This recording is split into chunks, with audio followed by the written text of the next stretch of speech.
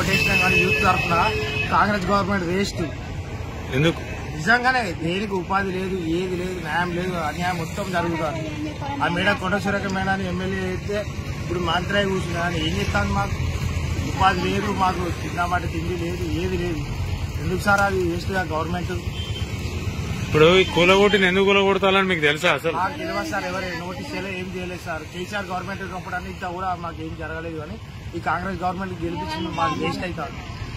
ప్రపంచ సుందరి మనులు ఇట్లకెళ్ళి పోతాలాడ, అందుకే మీ దేశెత్తాలు ప్రపంచ సుందరమాలు పోతే వాళ్ళకి మాకేం సార్ సంబంధం? వాళ్ళు ఎక్కడి నుంచో అవుట్ ఆఫ్ కంట్రీ నుంచి వచ్చింది, ఇక్కడ వాళ్ళకి తీసుకులేదా సార్? ఇక్కడ గవర్నమెంట్ దానికి ప్రపంచం వాళ్ళకి మాకేం సార్ సంబంధం? We are educated sir, from there coming from out of countries. నాకు సంబంధమే లేదు కదా సార్. అట్లా వాళ్ళు వచ్చినా మిమ్మల్ని తీసేస్తా మీకు ఎట్లున్నది? మరి వాళ్ళకి ఓటేసి గెలిపించుకోమని చెప్పారు సార్. మా జీవితము మా కొడుకు మా కొడుకు పింఛనత్తలేదు నాయన.